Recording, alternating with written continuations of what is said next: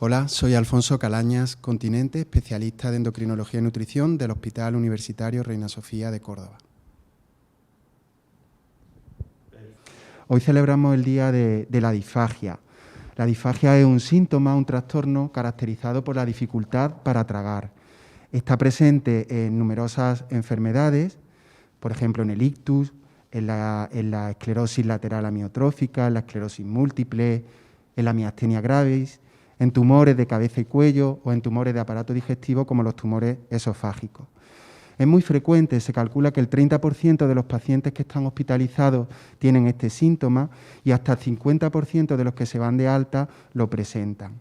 Y tiene consecuencias muy graves para el paciente, porque aumenta el riesgo de desnutrición, de deshidratación, aumenta el riesgo de infecciones de las vías respiratorias y de neumonías broncoaspirativas. Además, los pacientes que tienen disfagia tienen mayor tasa de reingreso un mes después de su alta, hasta 4 veces más. Tienen mayor tasa de mortalidad durante la hospitalización, 13 veces más. Aumentan los días de ingreso cuando se tiene disfagia, hasta un 40% más de estancia hospitalaria. Y todo ello redunda en un aumento del gasto sanitario. Pero la disfagia no solamente afecta al paciente, sino que afecta también a sus familiares y a sus cuidadores. El hecho de tener atragantamiento frecuente, el hecho de que estos pacientes necesiten una adaptación de su dieta, de su ingesta de líquidos, el hecho de que tengan que renunciar a una alimentación oral y tengan que tratarse con alternativas de nutrición artificial a través de sondas u ostomías, produce que haya un aislamiento social de estos pacientes o que pueda haberlo, que dejen de disfrutar del placer de comer o que vayan reduciendo progresivamente su participación en actividades cotidianas de la vida. Por lo tanto, la disfagia es una situación angustiosa, estresante, que genera una gran carga psicosocial con un alto impacto negativo tanto para el paciente como para su entorno, afectando fundamentalmente a su calidad de vida, entre otras. Precisamente es la modificación de la textura alimentaria y de la viscosidad de los líquidos una de las principales armas para el tratamiento de este síntoma, de este trastorno, de la incapacidad para tragar.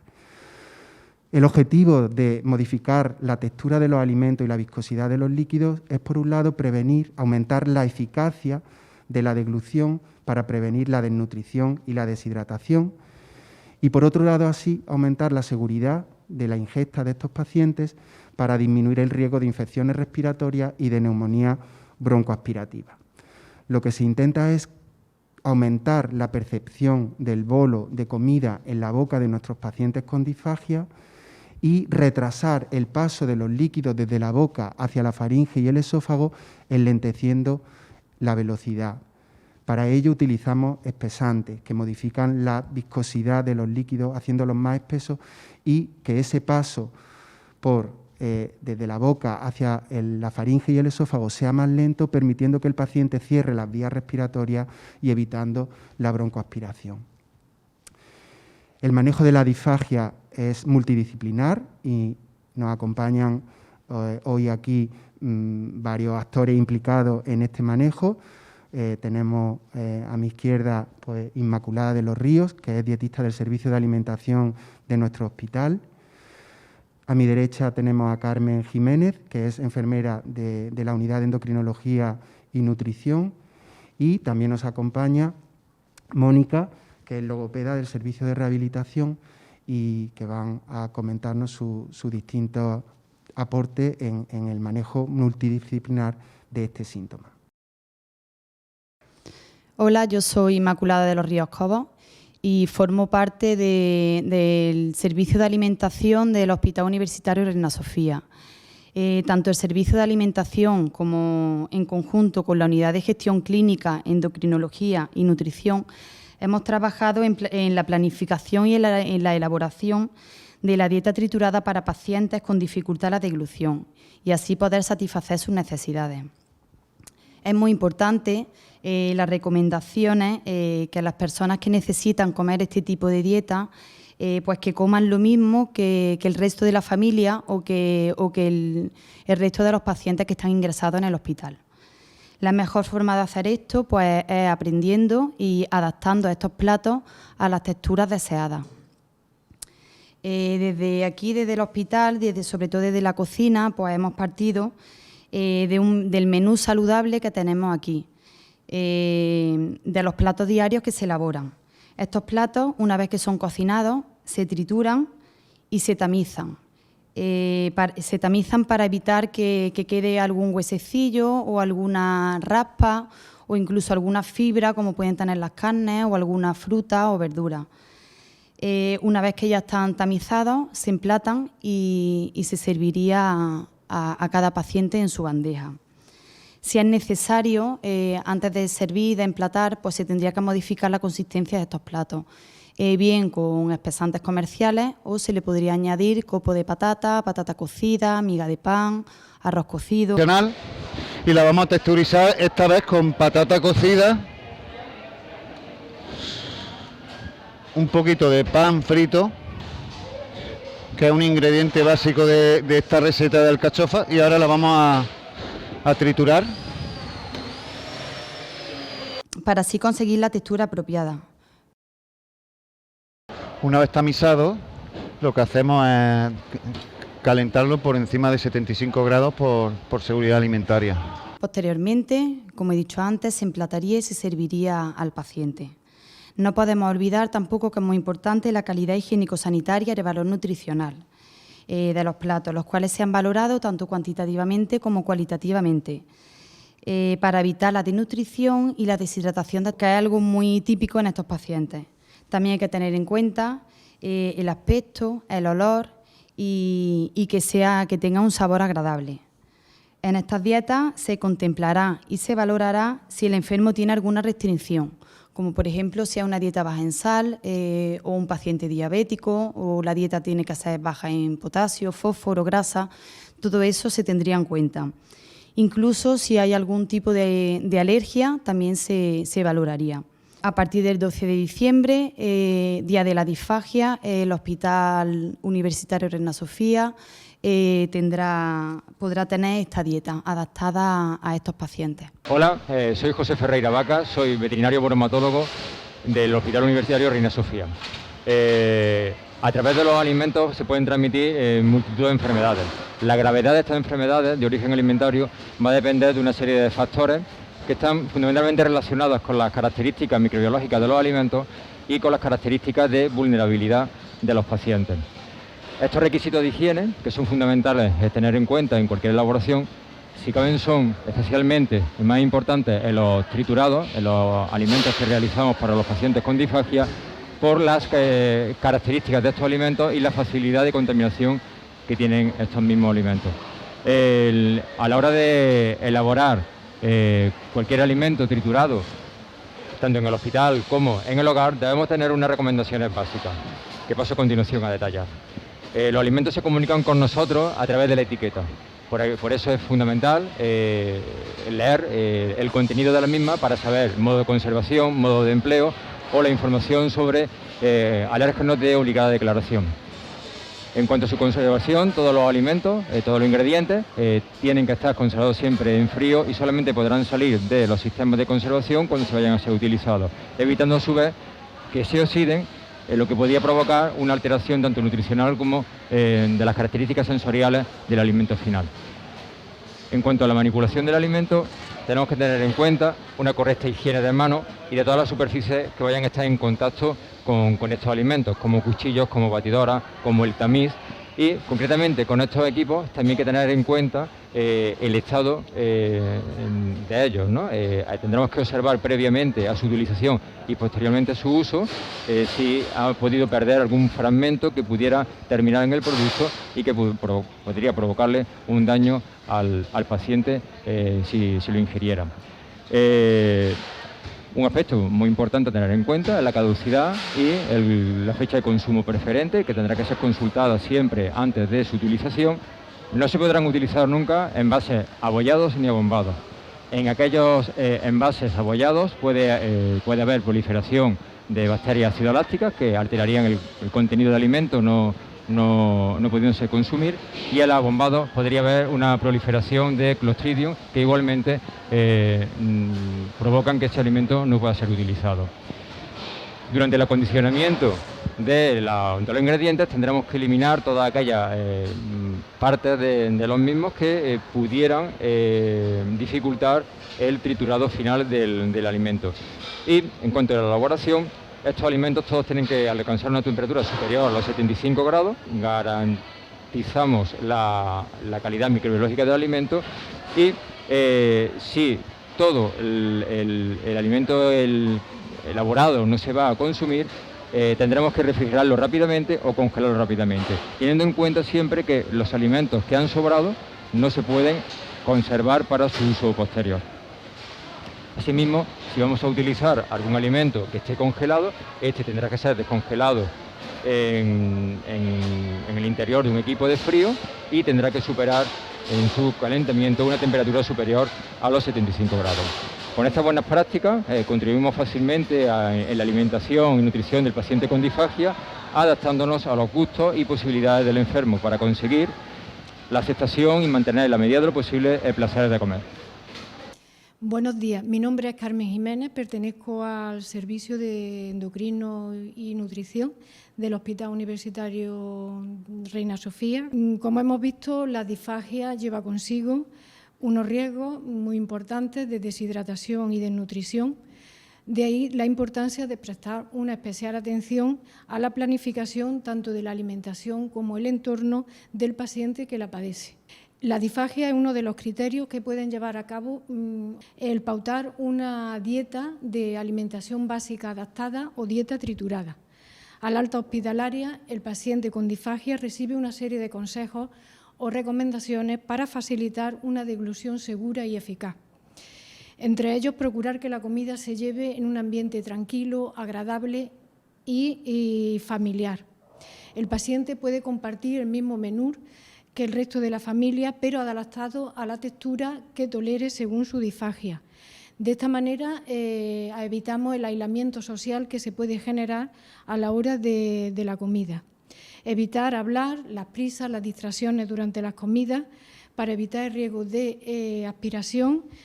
También es recomendable comer frecuentemente en pequeñas cantidades y estas cantidades con alto contenido en nutrientes. Aumentar la ingesta durante la mañana, ya que suele tener más apetito el paciente. Asimismo, asegurar una correcta hidratación con el aporte de líquidos, agua, infusiones, etcétera, con la condición de modificar su textura con ayuda del espesante. Es importante igualmente oler, saborear los alimentos para estimular la producción de saliva y así favorecer la ingesta. Estimular el apetito con el cuidado del aspecto y presentación de nuestros platos. Igualmente, incluir una variedad de alimentos que nos lleven a procurar una dieta que resulte atractiva. Importante evitar alimentos con dobles texturas que pueden poner en riesgo la seguridad del paciente a la hora de la ingesta. Una doble textura como por ejemplo una sopa de pasta, un yogur con trozos, alimentos pegajosos como la bollería, aquellos que contienen huesecillos de espinas, rebaladizos como legumbres enteras, algunos fibrosos, otros que desprenden agua al morderse, como por ejemplo alguna fruta como la sandía, o aquellos que pasan de sólidos a líquidos como los helados, gelatina. Todos ellos se pueden adaptar a través del uso del espesante y conseguir una alimentación equilibrada. Respecto a los utensilios, deciros que el vaso de disfagia se puede utilizar para evitar la extensión del cuello a la hora de la deglución y la cuchara debe de estar adaptada al volumen que el paciente tolere, evitando el uso de jeringa o pajita. La posición más correcta, sentada, el paciente con el respaldo de la espalda apoyada al respaldo de la silla o la cama y los pies apoyados siempre que se sea posible, manteniendo la cabeza ligeramente flexionada y la barbilla hacia abajo. En esta postura debe de permanecer al menos 30 minutos tras la ingesta. El cuidador principal, en el caso de que tenga que ayudar al acto de comer, se situará frente a él y a la misma altura. Asimismo, es importante una higiene bucal para evitar el riesgo de infección y ayudar al paciente en el caso de que no la pueda realizar. Una vez detectada la disfagia o dificultad para tragar, es el médico especialista en nutrición el que prescribe el espesante. Los espesantes son sustancias que al agregarse a sólidos o líquidos modifican la viscosidad y se consigue una textura adecuada que tolere el paciente, sin modificar el olor o el sabor de los alimentos. La indicación del espesante puede evitar o retrasar el empleo de sondas nasoenterales o gastrostomías en pacientes que tienen dificultades para la deglución. Cada casa comercial tiene su propia dosificación para conseguir la textura recomendada en cada paciente. Entre ellas la textura néctar, que se puede beber en taza.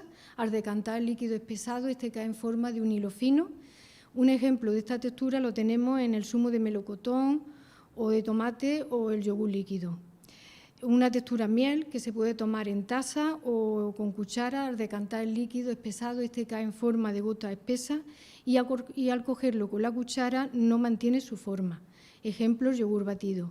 Otra textura pudding, no puede beberse, solo puede tomarse con la cuchara y al decantar el líquido espesado, este cae en forma de bloque. Al cogerlo con una cuchara sí que mantiene su forma. Un ejemplo de esta textura lo tenemos en el flan, el yogur, la cuajada o la natilla. Hola, mi nombre es Mónica Posadas de Julián. Yo soy logopeda dentro de el servicio de rehabilitación del Hospital Reina Sofía de Córdoba y trabajo dentro del equipo de gestión de la disfagia orofaringia, que es la que nosotros podemos rehabilitar, porque la disfagia no solo se gestiona modificando la dieta, sino que puede ser rehabilitada para mucho antes de que el paciente pueda empezar a ingerir su dieta. El logopeda tiene la función de valorarlo de forma hospitalizada o bien de forma ambulatoria cuando desde cualquier servicio se nos requiere, para que veamos si ese paciente en qué estado está para poder empezar a trabajar, porque es muy importante para el paciente que tiene disfagia empezar a trabajar incluso antes de plantearnos el darle de comer. Veis que tengo aquí muchos cacharritos. La sensibilidad, en primer lugar, lo que hacemos es pedirle y valorar cómo es el estado de esa mucosa que tiene el paciente, de las secreciones, ver si el paciente, el estado de conciencia que tiene, si va a poder seguir órdenes de forma verbal porque las comprende o va a poder imitarlas, ver la capacidad respiratoria del paciente, si tiene capacidad para toser o para expectorar y movilizar sus propias secreciones. Y es muy importante como el estado de la cavidad oral, porque es corriente y normal que al no ingerir nada por vía oral y por la propia medicación que toma el paciente, pues toda la cavidad oral esté con la mucosa muy alterada. Entonces lo que recomendamos siempre es la limpieza. El hospital tiene estos cepillitos que inclusive los propios enfermeros, siempre colaborando con nosotros, por supuestísimo, pues se pueden conectar a un aspirador y estas esponjitas para poder limpiar la lengua y poder limpiar toda la cavidad de la mucosa de las mejillas. No solo nos sirve y un sobrecito de clorixidina, que cojamos el cepillito y lo mojemos en esa clorixidina diluida en agua, no quiere decir que al paciente le estemos dando a ingerir líquido. Quiere decir que es importantísimo esa higiene oral para que en la boca, que es un foco de bacterias, cuando el enfermo o el paciente deglute su propia saliva, esta no vaya contaminada a las vías aéreas. Y además nos serviría como una propia estimulación sensorial de toda la cavidad oral. Si no lo hacemos con esto, también recomendamos con una gasita impregnarla en esa clorixidina y escurrirla y toda la cavidad oral limpiarla con guantecitos. De cara al alta Como a lo mejor estos bastoncillos no los va a tener, pues le damos estas pipetas de Pasteur que le recomendamos que las llene de agua y las congele en casa y las selle para que estimule con ellas con el frío.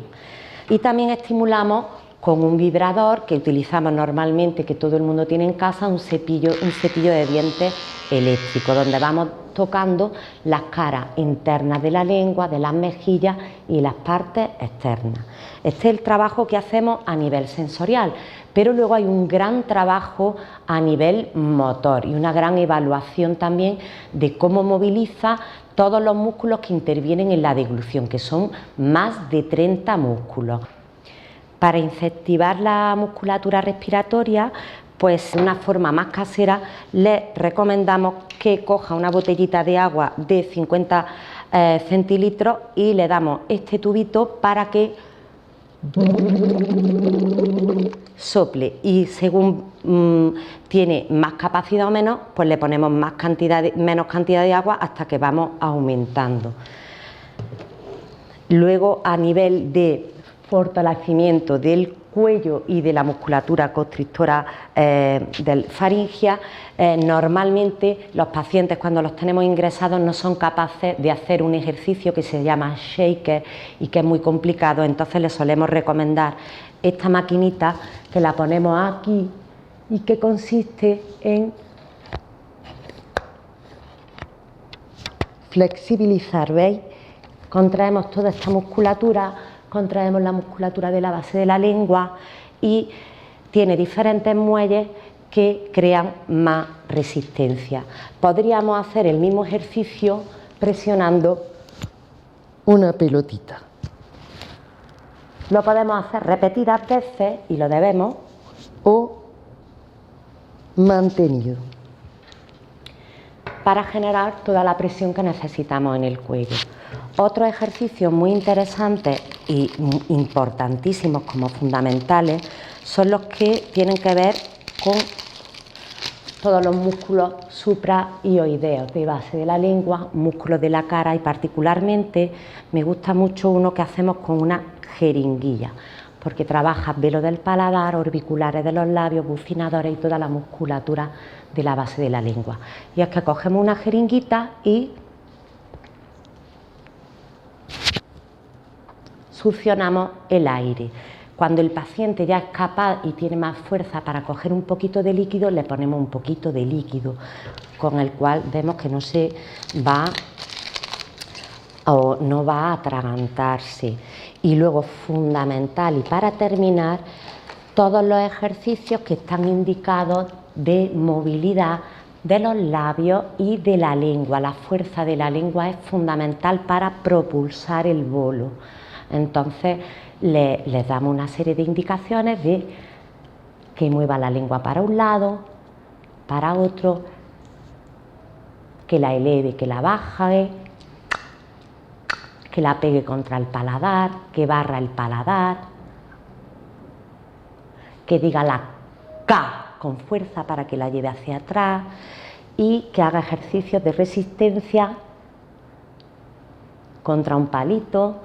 Todo esto es lo que fundamentalmente trabajamos con los enfermos según la resistencia que tiene. Para estos ejercicios necesitamos que el paciente colabore y vamos poniéndolo según cómo es el estado del mismo. Muchas gracias.